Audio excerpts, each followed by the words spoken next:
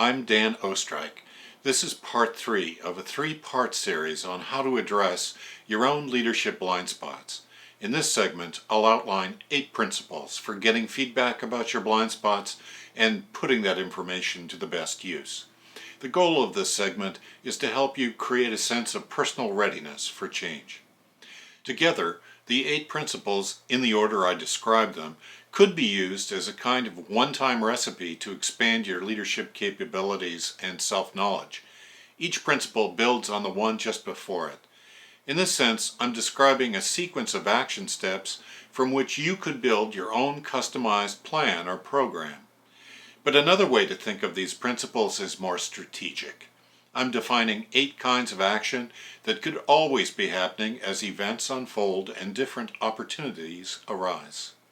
In this way, I'm defining one way to constantly work towards self-knowledge as a reflective leader. So here we go.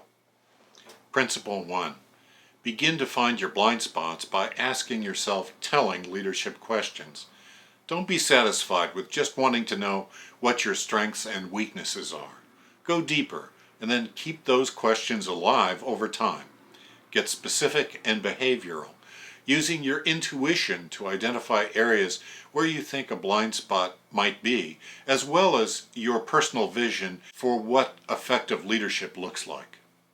Maybe, too, you've received some feedback in the past that was challenging to accept. All of these are great sources for questions. The point is that by articulating specific questions, you begin to attract specific answers. You might ask yourself such questions as, how well am I doing building trust and respect with colleagues? What's my reputation for follow-through and getting things done? To what degree do my words and my actions match? Where do I seem confident and not so confident? And by the way, one of these questions can always be, what blind spots about my leadership do others see that I might have missed? These are all just examples. Your goal is to identify and keep these big questions in mind as you go about your work. Principle 2. Build relationships with those who can help answer your questions. Who are the people, because they've observed your leadership, to best help you answer your enduring questions? Think in terms of a number of diverse voices, not just the voices of people who are friends. There's no magic number of people to talk to, but it's valuable to access a mix of individuals who might see you in different contexts. Some may well be supporters, and some you might not like so much, but they are nevertheless in a good position to observe your leadership. When an opportune moment arises, invite them to assist you with your development as a leader. This could be when a project finishes, when there's change in a team, when there are big organizational changes afoot. This gives context to your request. Make this ask in person virtually, or by phone. As part of your personal invitation, say why you want this person's feedback. If they agree, be ready to set a time that's convenient to them for a conversation. Follow up your invitation with an email thanking the person and sharing in advance the questions that you're working on. This helps the other person prepare to assist you. Principle 3. Have dialogues, not interviews, as you ask for feedback. Create a comfortable, confidential, uninterrupted meeting. The tone should be relaxed but authentic. No sarcasm or misplaced humor. Be ready to use your best communication skills. Paraphrases, open-ended questions, requests for examples, and invitations to share perceptions and feelings that get below the surface of day-to-day exchanges. Be curious and flexible in the way you shape the dialogue, and for sure, avoid defensive explanations if some of the feedback's negative. It's okay to accept information just as it is. Keep in mind that whatever your blind spots are, they're likely to be right there in the room with you as you're gathering feedback. They may be subtly influencing the conversation even as you speak. This means that you're vulnerable and you're making a humble inquiry. I remember a vice president who asked for some feedback from a team of customer service staff. One of them bravely spoke up. Well, she said to the vice president, I've noticed that if someone tries to criticize you, you usually go on and on defending yourself and making a big speech. At that point, the vice president in fact went into a defensive mode and made a speech about the feedback from the service rep.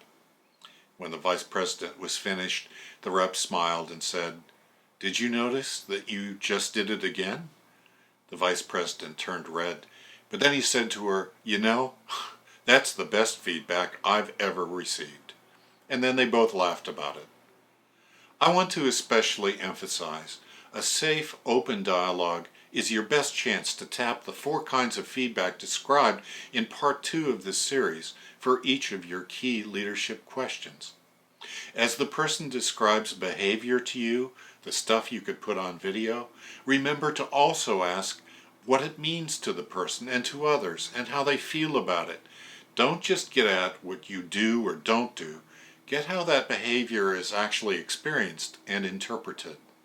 And be sure to ask the so what questions, the questions about the impacts of your behavior on other people, on their feelings, on how the work gets done or doesn't get done, on the culture and the tone of the team, on your credibility as a leader and reputation.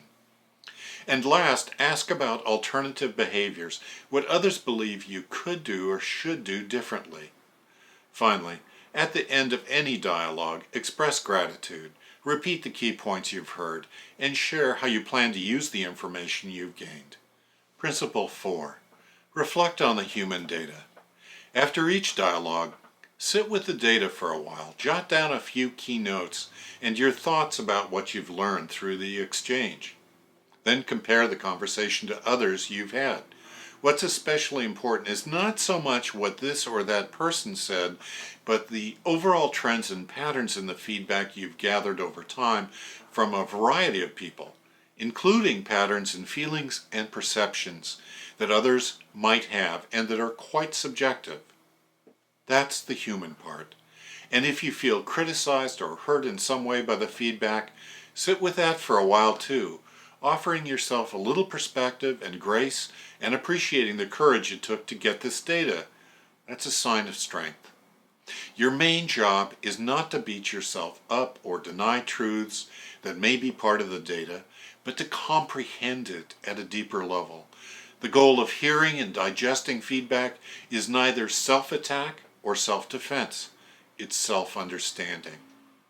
If you find that you're having difficulty because of the emotions you're feeling after getting feedback, check in with a trusted friend, or if needed, a professional helper, such as a coach, mentor, or a therapist, to assist and support your process. Principle 5. Envision the shifts you want to make. Determine the changed behavior that best fits who you are and who you want to be as a leader. This isn't just about what others have shared as potential alternative behaviors, as if that's some sort of demand. It's about making your own choices about what you feel is doable and consistent with your own sense of integrity, dignity, and purpose. If it helps, create a brief plan for yourself that documents your intended shift in behavior and mindset. This is about unfreezing yourself and transcending the past. Think key changes, but probably only a few, described in terms of specific behaviors.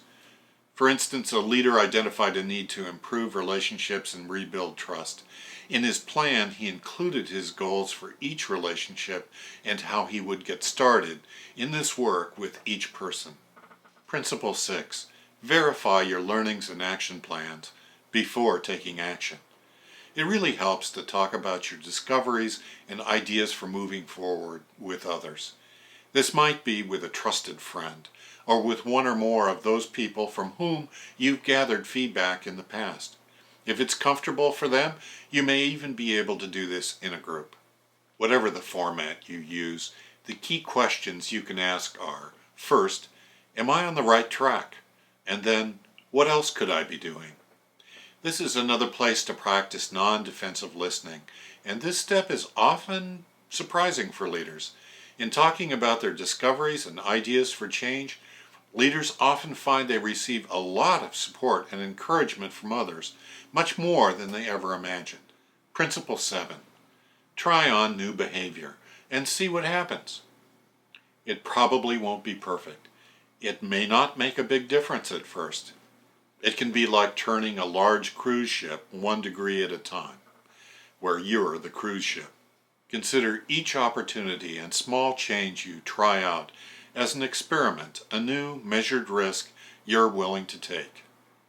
As part of this principle, you might want to jot down notes to yourself about your learning and experiences as you go. This can help keep you unfrozen and open to new ways of thinking and acting. It counteracts the natural tendency to give up if there isn't some big immediate payoff for altered behavior. So give it time and stay persistent. Respect small steps in the right direction, practiced again and again. Principle 8. Take a step back to assess progress and meaning. Once in a while, ask yourself, how have I changed?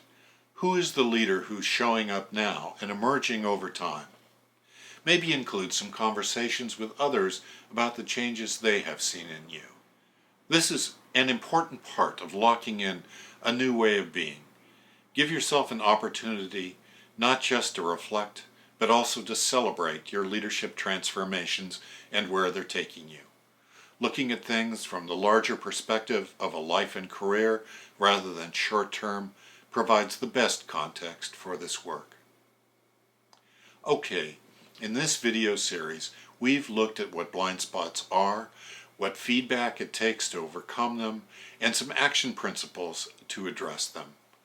I hope you can see that conscious change based on better understanding of our blind spots is much more than a one-time process. It's an ethic of openness to personal and interpersonal growth over the long term. We can be searching out our blind spots all along the way as time changes us and we change ourselves.